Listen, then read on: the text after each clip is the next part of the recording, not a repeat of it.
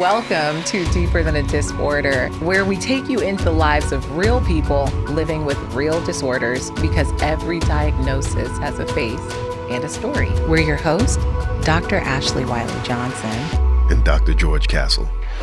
Yeah. It was the one thing that, could keep my mind off of thinking about autism was that I just love cars.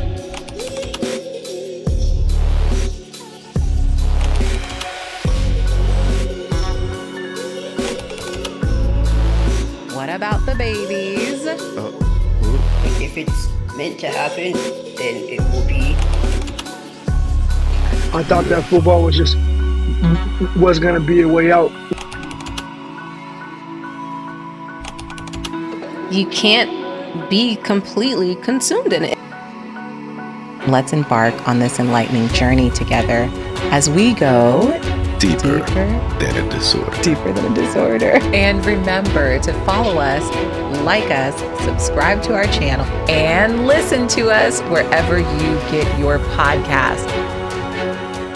Let's welcome to the show, Vondell Pilcher. So Vondell, thank you for being with us.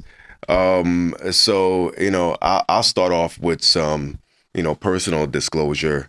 I have a son who is disfluent. He stutters. My son is 9 years of age. And, obviously I'm a speech therapist. And for the listeners, speech therapists are people who work with individuals, not only individuals who stutter, but have various communication difficulties and challenges. And, it could be someone after a stroke, or someone who has a learning disability, or someone who, has a voice problem, or someone who has hearing loss, or, there's various communication challenges. I think sometimes people only think that we work with people who stutter, but there's a lot that a speech pathologist does. So anyway, I'm a speech pathologist, and so one would think, oh, you're a speech pathologist, your son stutters, you must work with him stuttering every day. Mm-hmm. No. Wow. Till this day, we haven't had an explicit conversation about him stuttering. But I've modeled speaking and breathing techniques. My wife does the same. And it works for him. And so I don't really even know if he'll tell you that he stutters. He knows that he has to breathe. He knows how to breathe. He knows some of the techniques because we modeled them. And sometimes my wife will say, "No, try that again."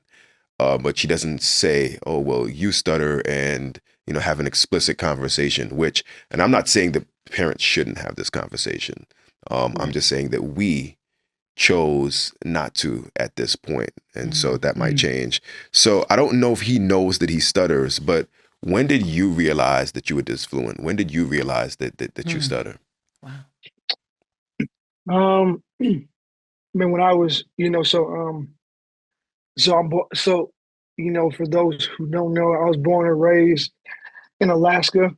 So I was born and raised in Alaska. So I think one of the moments that I realized that I was disfluent is that when I was in, I want to say, kindergarten. I was actually, if I remember correctly, I was taken to a class, I was taken to a class or a room where there were other kids with special needs. And I love kids with special needs. I've always worked with kids with special needs ever since I was a young kid, so I've always, befriended them. But as a kid, I had that question, why am I here? Did someone send me here? Did someone bring me here? So then that started to really play in my head, okay, I guess, there's a reason why I'm here. And I think as I started, and then I remember as a kid, I started realizing that people, the teachers would take me out of class to help me read. Reading was really challenging, but then also too, I was like, and then when I got to the playground, kids didn't want to play with me. Kids didn't want to be around me. They only wanted to be around me because I was good at sports. And then from there, I started realizing, me was like, man, why am I here? Why nobody wants to be my friend? I think I realized like, oh, I have I have a challenge with speaking. And so I think like I didn't really know off the top of my head. I think during it took different situations, different environments to Okay. realize I was like, oh, maybe something's wrong with me. I think the thing that stuck with me was, oh, the way I speak Hmm. probably is a challenge. I think so. When I was a young kid, I think that's how I got aware of it. And so that was wow. That's like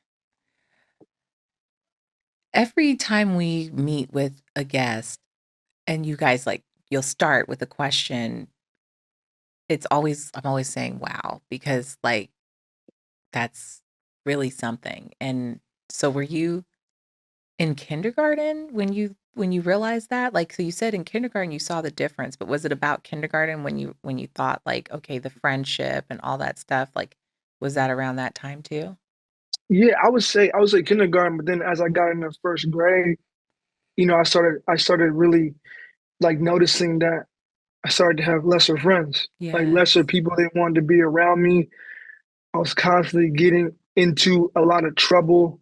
Mm. But even from, I love my parents, but even I started to realize that, that my stutter became a challenge or became hard because my parents would tell me to slow down, to stop. And so no one's ever really Mm. did that to me, when I started coming around when I was a young kid. So I was like, oh, so that kind of got the main attention, like, oh, this is a challenge for me. And then once I was very aware of it, kids started mocking me, they started making fun of me. And then that's when I realized like, oh, That's yeah, what it was. this is the challenge that I have. And so, it was vulnerable, super Sure. young. And that vulnerability, what could you tell us what it was like growing up? So like after now it's first grade, you realize you have this disorder. I don't even know if you realized what the disorder was, but you saw there was a difference with your speaking. Right. Um, what was it like growing up from there? Yeah. I would say, it was hard because I think like, you know, um, I couldn't hide what I was struggling with, like, Right. as we all, like we all need a voice and we all have a voice and we communicate in different ways or forms. And I think that, um, I was telling actually someone on my, I think, podcast I said, stuttering it's unpredictable. You don't know Yeah. when it's gonna come. Yeah. And I think that when I was a young kid, I think I was sad. It made me question myself of like, man, like, am I likable? Am I even Yes. gonna have friends? I looked forward to going to the playground to go play sports because I knew that was the time that I only felt accepted was when we were Hmm. playing recess, was like sports because I was good at that. But when it came to the classroom, when it came to socializing, I was on my own, and so I think when I was super young, the only way that I could find attention was by acting bad, and I got into trouble. I started to. What I mean by act out is it just class clown. Yeah. It Mm. came out in that Yeah. because yeah, Yeah. Wow.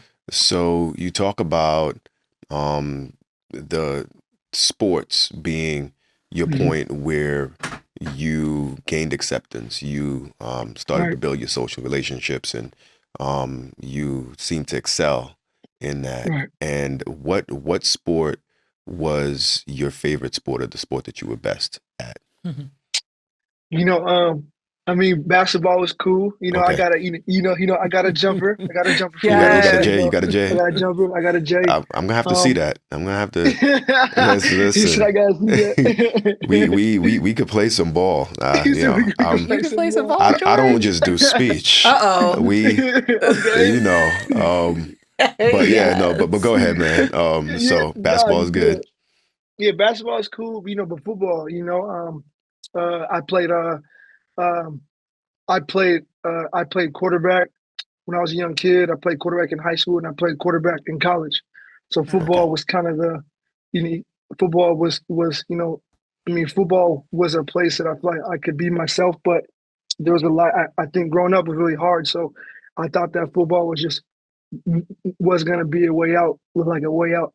way out of the struggle. Yes. And of all positions, why'd you choose quarterback? Or was that just something that you just physically were better at, or you just wanted to be the quarterback? Why'd you, what went into your decision? Yeah, and it's interesting that about quarterback because they've Right. got to call the plays out, right? Right. I know. I asked myself the same question. That's right. Like that's crazy. Yeah, and like to myself to this day, I still can't even.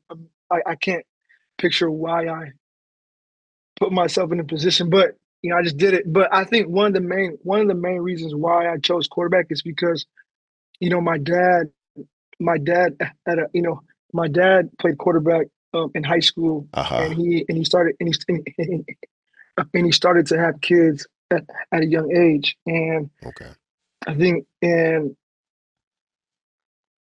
you have kids, there's another level of responsibility that you got to take care of with having kids, and he couldn't play football no longer, and so maybe I felt bad, but I was like, man, like I know my dad loved the game so much, I wanted to continue what he didn't finish. And so I Yes. think I was like, man, I want to help my dad's dream come true. I mean, I wanted to help help my dad's dream come true. So I was like, okay, Pop, I'll try it. And you so did so it. then, and I did it. So yeah, I did do it. Well, out of curiosity, so Yeah, now on that subject, like when you called yeah. out the plays, did you ever experience stuttering? Oh, all the time. Wow. How'd your I mean, teammates high respond? school. Yeah, actually, one of my friends, when I started, actually when I came out about the podcast, started talking about stuttering, my friend actually, he told me, he texted me, it's like, hey, he actually apologized. He actually apologized to me for how he pressured me a lot. There's a couple of scenarios where I was in the middle of a game in high school and I was saying the cadence. I was like, down, set, and I froze in the middle of the game. It's probably like 1,000 people there. And I called a timeout. And my coach was like, why'd you call a timeout? And I was like, hey, I thought I seen somebody move on the defense, but knowing dang well ain't nobody moved. It was a moment that I was stuck and I couldn't get out of. I didn't have the tools to get out of that situation when I was communicating. But in the huddle, my teammate was like, say the effing play, say the play, say the play, say the play. And I was like, hey, like, it's hard for me to get my words out. But that was like a pressure thing in the huddle. Yeah. And how did you find that so that's the relationship with teammates. And I know you lightly mentioned about like your relationship with your dad and wanting to make him proud and things like that. And so how did you find that the disfluency that you experienced, how did it impact your social relationships? Man, it impacted me big. I think it didn't. I was afraid. I think because I was afraid of stuttering, I couldn't initiate. Well, not to say that I couldn't. I didn't initiate a lot of friendships because I was afraid how people would view me. I think as a young kid, I faced a lot of rejection, so I was really deeply afraid of being rejected. And I think that really happened when I had friends. Even I mean I'm married now, so I heard. I'm married now. I'm actually going on a year at the end of May. Congratulations. I appreciate that. But yeah, I would say it impacts me because I'm not able to really be myself. I think one of the things I had to wrestle out was like try not being motivated by fear. I was afraid how people saw me, how people viewed me, wondered if people liked me. So it was really driven from not thinking about other people. It was really about myself. So I kind of got selfish in a way because I was thinking more so about myself, not thinking about the other person. Yes. Yeah, but I'm glad. See, look, it didn't stop you, right? You Yeah, still you still got married. You still you found your person. You got married. Right. Like stutter, no stutter. I'm out here living, right? Yeah. Like Right. So yeah, that's great. And I think having that mindset, that approach, that I'm going to live my life regardless, right? I'm not going to make Right. this stop me having, a life. Like, I'm a human. Everybody experiences challenges. So my Right. question to you is, like, so you have a podcast. I want us to Right. tell us about your podcast. I imagine that mentality is what drove you to start a podcast. So tell us about your podcast and how'd you Yeah. meet your co-host? Yeah. Um, yeah. You know what? I think there's a couple instances. Dr. Ashley, I know you asked about, you know, about football.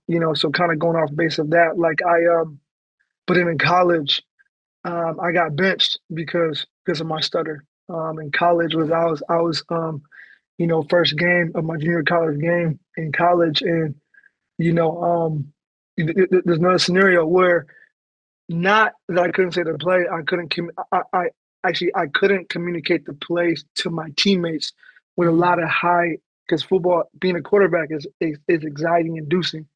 So a lot of Yeah. stress under time clock, and so and I got benched, and so that was and actually I'm grateful for that moment because it helped me realize is that um, if I keep running from who I am, I'm not gonna be able to face who I am, and so I think Mm. at that moment it was humbling because it was in front of, I got benched in front of my teammates. My family flew from all the way from Alaska to come see me play. Mm. But I was grateful of the amount of support, and I was kind of mad that I disappointed them. But it was also an opportunity to go like, man, football doesn't define me. It's all about like, man, are you gonna face who you are, or are you gonna run from who you are? Um, Yeah. And later on the line, I started that podcast because I think I started to really, after I went through speech therapy, I really realized a lot of understanding not just the fluency aspect of studying, but I got to understand myself from a mental and emotional level that I never had before. And I think the vulnerability is what got me, got, don't say got me through it. It helped me manage the moments where I felt this one, but the podcast helped me to be vulnerable, but also other people that can relate just like me. Um, Yeah. and I met Antoine the first time I moved to the Bay Area. So actually, Dr. Ashley, I used to actually live in LA. So I used to live in LA. So I actually Oh, went to, really? yeah, so I went to West LA. So I went to West LA College. So I Yeah. went there for 6 months. I stayed by UCLA campus, but I was not focused. So I had to leave LA. I You know, I get it. couldn't handle LA. You know what I mean? Like Hmm. I'm a young kid coming from Alaska, going to one of the biggest cities. So I left Yeah. home when I was like 17, 18. You know what I mean? All by myself. So, but when I went from LA, but when I moved to the Bay Area, that's the first time I ever met someone who stuttered. So at the age of um, 18 going on 19, I came in Wow. contact with Antoine, and that was the first person I ever met in my life who stuttered, and we became really good friends. From 18 years. So in Alaska, you had not been exposed to other No, individuals that were disfluent or had experienced disfluencies. none, Wow. none. It's Wow. amazing to think that Wow. your environment, sometimes you can be in these settings where you just don't see You don't see other people yourself. that yeah, share your same characteristics, But for you sure. you you bring up such a good point when you talked about the idea that if you can't face yourself, how will you know who Mhm. you are and what you can Right. do? And that's something that I think across the board in this podcast, individuals have talked about. Well, like, what is it? What is it that, has made somebody be able to start to live on their own or to Right. made somebody face their, mental health challenge? um, it was typically that they felt that they needed to face themselves and like come up Mhm. and figure out what, like, accept who they are Yeah. and then move forward. Yeah. We were just talking with Armani Williams, the first NASCAR driver with autism, Oh and he wow. was saying that like he had to use the things that were important to him to try to keep his mind off of the fact that he was in fact different. And then Yeah. that thing that he focused so much on ended up being the thing that he propelled, and Yeah. so I'm sure that's similar for you, because now at this point you're doing such amazing things aside from the podcast. Tell us what else you're up to. Yeah. I mean, right now, I mean, honestly, there's a lot of things I'm doing right now. I actually, I started a stuttering a support group actually called Free Flow. I started that at San Jose State. I've had kids, teens, adults, come from San Francisco, from Oakland, and drive all the way down to San Jose Wow. just to meet a friend. Um, Yes. and that really moves my day, because, I mean, I mean, I do some research. I mean, I do research on stuttering, and one of the common things that you find is that people who stutter, they don't have no friends. They don't have friends, and it's hard to Yeah. make friends. Yeah. And and honestly, some people don't, and I mean, some people don't want to be friends with someone who stutters because of how they look. Um, and and and I really wanted to create a space where kids, teens, adults can feel accepted for who they are, but just be able to build relationships. And so I started Free Flow I started that about a year and a half ago. Hmm. And that's took me to even to now. Now I'm also doing law enforcement. So right now I've had many conversations with chief police officers and captains. I'm currently about to train officers in a whole department. So um, really trying to educate others about stuttering, because I know with law enforcement, they come in contact with other people, police officers or people Right. we also rely on for safety. So I think it just helps to really, you know, build a bridge between communication with law enforcement. Yeah, absolutely. And it's so important. So important, when you get pulled over by Right. a law enforcement agent, Hmm. to be able to manage the anxiety and the stress Right. of that situation. And it's important for law enforcement to understand that, Right. people who stutter might respond a little differently, and just basically educating them, and making sure that they don't take people who stutter as lying to them, or Right. trying to be Hmm. dishonest, or Yes. untruthful. Yeah. And I Or, think, or like hiding something. Like I or think about that hiding, right? quarterback 100%. moment that you're talking about, like where you couldn't say anything and you had to like pull yourself to the bench. But like if there's like a officer with their gun drawn and you experience that, I don't Yeah. know what the outcome could be, given the situation or what have you. And that Yeah. that that that is inspiring, to say the absolute least, and something that is so important. And Mhm. we look forward to continuing to pour into you, just as a community. I You bring appreciate up so that. many great points, and as a fellow San Jose State alum, Yeah. shout out to San Spartan Jose up. State. Right, Spartans up. I'm here for that. Look Right. at the young kids say, Spartans up. I'm here for Spartan that. up. Yes, and the great Gloria Weddington, who is my mentor and a definitely pillar at San Jose State Right. University. I'm just grateful to be connected with you. I appreciate that. So, couple questions, Yeah. as we wrap up. We know that you are currently finishing graduate school to Right. become a licensed certified speech pathologist. So, Right. congratulations to you. I appreciate that. Woo-hoo. Absolutely. I know it's been a long journey It's not Right. many men, not to mention Black men in our profession, at all, right? Is it what, like a at all. light, small percentage? Yeah, Very yeah, percentage. for Yeah. sure. There's a small percentage of black men, Mhm. Right. in under 5% for sure. And you are going to be one of them. So, definitely, you're instantly a unicorn, a role model. Right. But you've Absolutely. been a Appreciate that. unicorn, though. I I've feel been a like. Um, unicorn. you know, so my Yes. question is, Yeah. in terms of speech pathology, what Mhm. area would you like to practice, and is it going to be connected to what you're already doing Mhm. for people? Yeah. I mean, I mean, right now, I mean, I love the schools, I love schools because I love the kids, but I think also too, like, I have different avenues than, just also being a speech therapist. I have a lot of backgrounds of, football and other attributes as well. But one of the main things that I want to do is is that, I'm kind of in motion and planning, that when I'm done with the, when I get the, when I'm able to start, I want to open my own private practice to specialize in stuttering Okay. in the Bay Area. So, you know, that's the main goal, trying, not try, having that, because in the Bay Area, we don't have that right now. What would you tell somebody who is listening to you and is someone who stutters, Mhm. and they're getting bullied perhaps? What would you tell that person?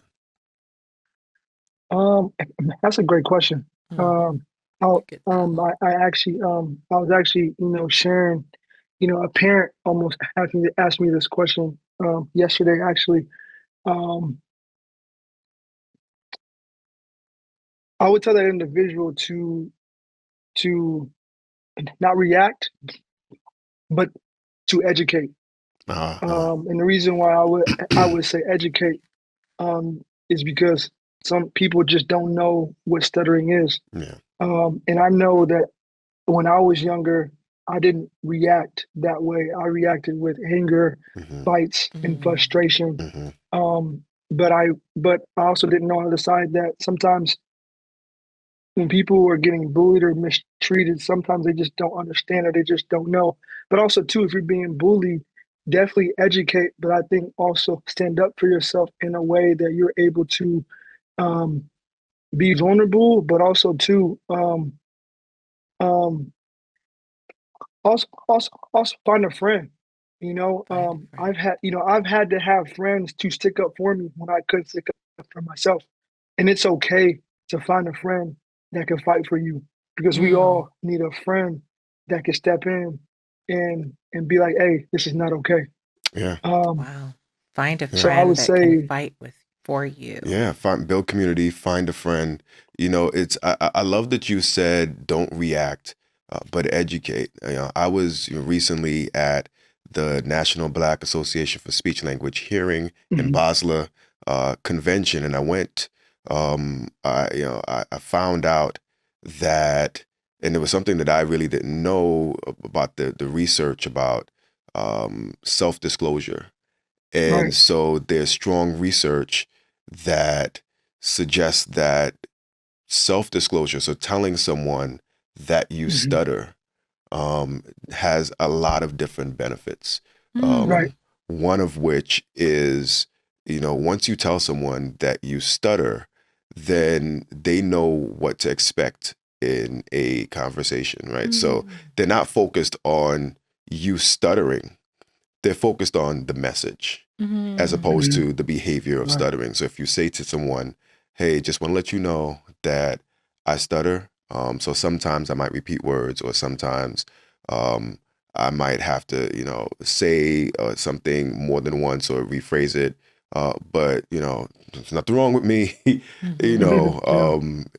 yeah, I'm fine. So when you say stuff like that, It's powerful. mhm, it's powerful.